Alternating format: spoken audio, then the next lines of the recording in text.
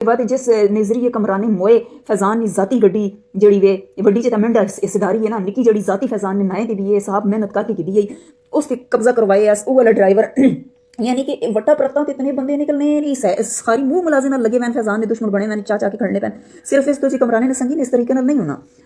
अपने ही गिराते हैं नशेमन पर बिजलियां, ये एक कहानी आ एक अटक दी दुखिया बेटी और भैन दी कहानी जिहदा नाम आ शगुफ्ता बीबी। शगुफ्ता बीबी दे दो भरा जिहदा नाम कामरान बड़ा छोटा भरा फैजान। शगुफ्ता बीबी दी एक होर भैन आ जिहड़ी शादीशुदा आ वो अपने घर रहिंदी आ, वो अपने घर हसी खुशी जिंदगी गुजार रही है। शगुफ्ता बीबी दा वालिद जिहड़ा वो एक नशे दा आदी हो गया, जुए और ज़िना दे विच मुबतला हो गया और इस जुए और ज़िना दी वजह दे नाल शगुफ्ता बीबी कह रही आ साडा हसदा बसदा घर जिहड़ा सी उजड़ गया। शगुफ्ता बीबी कह रही आ कि साडे घर दे विच बहुत हसी खुशी दे नाल जिंदगी गुजारी जा रही सी और साडियां ज़मीनां भी सी। वालिद नशे दा आदी हो गया जिहदी वजह दे नाल उहने जमीन जिहड़ी आ वेच वूच दित्ती, वेच के ते नशा करदा रहा। उस तो बाद एक बड़ा भरा सी जिहड़ा कामरान वो भी नशे दा आदी हो गया, इत्थों तक कि वालिद दा सहूलतकार बन गया। उस तो बाद साडा घर तबाहो बर्बाद हो गया। हुण जिहड़ा छोटा भरा फैजान सी उन्हें अपनी मेहनत मजदूरी करना शुरू कर दी। सब तो पहला उन्हें एक अटक दे विच एक एंबूलेंस बनाई जिहड़ी हस्पताल दे विच चलांदा सी। उस तो बाद अल्लाह तआला ने उहदे कारोबार दे विच इजाफा किया, तरक्की की। आहिस्ता आहिस्ता फैजान ने 4 एंबूलेंसां ले लियां। वो घर जिहड़ा उहदे वालिद ने गिरवी रखिया सी उहदे ताए दे कोल और जमीन भी कुछ रखी सी गिरवी, वो सारा कुछ अपने ताए दे बेटे कज़न एहतशाम जिहड़ा पंजाब पुलिस दे विच इंस्पैक्टर आ उहनूं पैसे दे के सारा कुछ छड़वा लिया। इस तरह यह फैजान जिहड़ा बड़ा मशहूर हो गया, रिश्तेदारां च भी सारे लोग इहदियां तारीफां कर ला पे कि फैजान जिहड़ा बड़ा मेहनती लड़का आ और इन्हें अपने बाप दी जमीन और घर भी जिहड़ा गिरवी रखिया होया सी, रहन ते रखिया होया सी, पैसे दे के अपने कज़न एहतशाम कोलों छड़वा लिया। उस तो बाद हुण रिश्तेदार सारे ही छोटे भरा दियां तारीफां करदे सी। हुण बड़ा भरा जिहड़ा कामरान आ चूंकि वह भी नशे दा आदी हो चुकिया सी, वालिद भी, ते ये दोनों रल के ना अपने एहतशाम कज़न दे नाल प्लानिंग बनाते ने कि यार ये जिहड़ा फैजान आ बड़ा पॉपूलर हो गया, सारे बंदे इहदियां सिफतां करदे ने। बड़ा भाई कहन लगा कि मैनूं कोई पुछदा भी नहीं हैगा। हुण हसद दी अग दे विच जलदियां होइयां इन्हां ने एहतशाम दे नाल कज़न दे नाल रल के एक प्लानिंग तैयार कीती। इन्हां ने एक लड़की तैयार की और उस लड़की नूं कहा कि इनू अपने जंगल दे जाल दे विच फसा। वो लड़की दे दुआले हो जाती आ और जिहड़ा फैजान आ इहदे जंगल दे विच फस जांदा। उस तो बाद वो लड़की की करदी आ ऐस दे नशे ते ला दिंदी आ।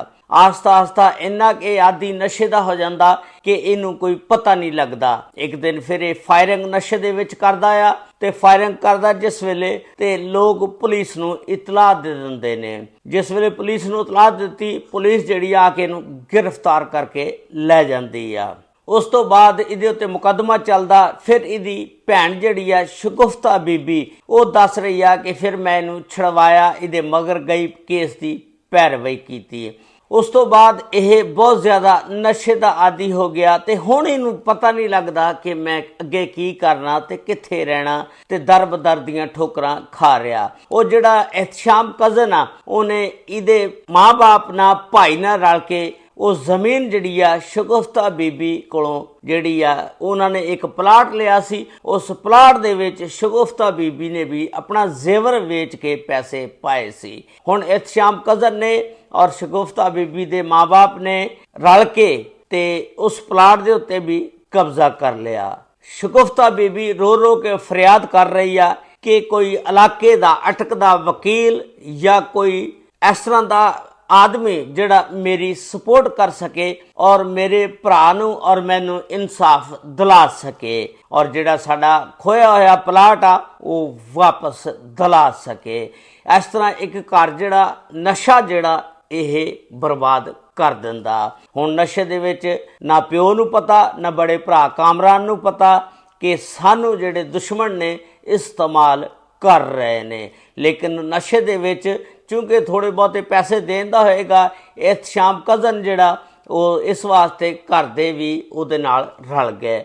ਇਸ ਤਰ੍ਹਾਂ ਇਹ ਇੱਕ ਦੁਖੀਆ ਭੈਣ ਜਿਹੜੀ ਹੈ, ਮਾਂ ਰੋ ਰੋ ਕੇ ਫਰਿਆਦਾਂ ਕਰ ਰਹੀ ਆ ਕਿ ਕੋਈ ਮੇਰੀ ਮਦਦ ਕਰੇ, ਜਿਹੜਾ ਕੋਈ ਬੰਦਾ ਮੇਰੀ ਮਦਦ ਕਰ ਸਕਦਾ ਆ। ਬਾਕੀ ਰੋ ਰੋ ਕੇ ਫਰਿਆਦਾਂ ਪੁਲਿਸ ਨੂੰ ਵੀ ਕਰ ਰਹੀ ਆ, ਲੇਕਿਨ ਕੋਈ ਬੰਦਾ ਵੀ ਇਹਦੀ ਫਰਿਆਦ ਦਾਦ ਰਸੀ ਕਰਨੇ ਵਾਸਤੇ ਤਿਆਰ ਨਹੀਂ। ਇਹ ਇੱਕ ਦਿਲਖਰਾਸ਼ ਵਾਕਿਆ ਸੀ ਕਿ ਨਸ਼ਾ ਜਿਹੜਾ ਤਬਾਹੋ ਬਰਬਾਦ ਕਰ ਦਿੰਦਾ। ਹੁਣ ਉਹਦਾ ਭਰਾ ਸ਼ਗੁਫਤਾ ਦਾ ਜਿਹੜਾ ਫੈਜ਼ਾਨ ਆ ਉਹ ਵੀ ਨਸ਼ੇ ਦਾ ਆਦੀ ਹੋ ਗਿਆ। ਪਿਓ ਪਹਿਲਾਂ ਆਦੀ ਸੀ ਔਰ ਪਿਓ ਨੇ ਫਿਰ ਬੜੇ ਪੁੱਤਰ ਕਾਮਰਾਨ ਨੂੰ ਵੀ ਆਦੀ ਕਰਤਾ ਤੇ ਇਸ ਤਰ੍ਹਾਂ ਫੈਜ਼ਾਨ ਵੀ ਨਸ਼ੇ ਦਾ ਆਦੀ ਹੋ ਗਿਆ। ਤੇ ਇੱਕ ਭੈਣ ਜਿਹੜੀ ਹੈ ਸ਼ਗੁਫਤਾ ਰੋ ਰੋ ਕੇ ਪਿੱਟ ਪਿੱਟ ਕੇ ਆਪਣੇ ਦੁੱਖ ਫਰਿਆਦ ਲੋਕਾਂ ਨੂੰ ਸੁਣਾ ਰਹੀ ਆ ਕਿ ਕਾਸ਼ ਕੋਈ ਮੇਰੀ ਮਦਦ ਕਰੇ, ਕਾਸ਼ ਕੋਈ ਮੇਰੀ ਮਦਦ ਕਰੇ। ਅੱਲਾਹ ਤਾਲਾ ਇਸ ਤਰ੍ਹਾਂ ਦੇ ਬੁਰੇ ਵਕਤ ਤੋਂ ਬਚਾਵੇ, ਅੱਲਾਹ ਤਾਲਾ ਇਸ ਨਸ਼ੇ ਤੋਂ ਬਚਾਵੇ। ਅੱਜ ਦੇ ਦੌਰ ਦੇ ਵਿੱਚ ਨਸ਼ਾ ਜਿਹੜਾ ਇਹ ਬਹੁਤ ਨੌਜਵਾਨ ਲੜਕਿਆਂ ਬਲਕਿ ਲੜਕੀਆਂ ਦੀ ਵੀ ਜ਼ਿੰਦਗੀ ਤਬਾਹੋ ਬਰਬਾਦ ਕਰ ਰਿਹਾ। ਆਪਣੇ ਬੱਚਿਆਂ ਤੇ ਨਜ਼ਰ ਜ਼ਰੂਰ ਰੱਖਣੀ ਚਾਹੀਦੀ ਆ ਕਿ ਗਲਤ ਸੁਸਾਇਟੀ ਦੇ ਵਿੱਚ ਤਾਂ ਨਹੀਂ ਬਹਿੰਦੇ, ਕਿਉਂਕਿ ਅਗਰ ਗਲਤ ਸੁਸਾਇਟੀ 'ਚ ਉਹਨਾਂ ਨੇ ਬਹਿਣਾ ਸ਼ੁਰੂ ਕਰਤਾ ਔਰ ਨਸ਼ੇ ਦੇ ਆਦੀ ਹੋ ਗਏ ਤਾਂ ਫਿਰ ਸਮਝੋ ਦੁਨੀਆ ਹੀ ਤੁਹਾਡੀ ਉਜੜ ਗਈ ਆ। ਅੱਲਾਹ ਤਾਲਾ ਸਭ ਤੇ ਰਹਿਮਤਾਂ ਫਰਮਾਏ। ਇਸ ਵੀਡੀਓ ਦੇ ਬਾਰੇ ਦੇ ਵਿੱਚ ਤੁਸੀਂ ਆਪਣੀ ਰਾਏ ਦਾ ਇਜ਼ਹਾਰ ਜ਼ਰੂਰ ਕਰਨਾ ਔਰ ਜਾਂਦੇ ਜਾਂਦੇ ਚੈਨਲ ਨੂੰ ਸਬਸਕ੍ਰਾइब, ਲਾइक और शेयर ज़रूर कर देना। और अगर ये वीडियो तुसी फेसबुक पेज ते देख रहे हो तो फेसबुक पेज ਨੂੰ फॉलो ज़रूर कर लेना। ਤੁਹਾਡਾ ਇੱਕ ਅੰਗੂਠੇ ਦਾ ਬਟਨ ਸਾਨੂੰ ਅਸਮਾਨਾਂ ਦੀਆਂ ਬੁਲੰਦੀਆਂ ਤੱਕ ਪਹੁੰਚਾ ਸਕਦਾ। ਅੱਲਾਹ ਤਾਲਾ ਸਭ ਤੇ ਰਹਿਮਤ ਫਰਮਾਏ। अस्सलामु अलैकुम व रहमतुल्लाहि व बरकातहू।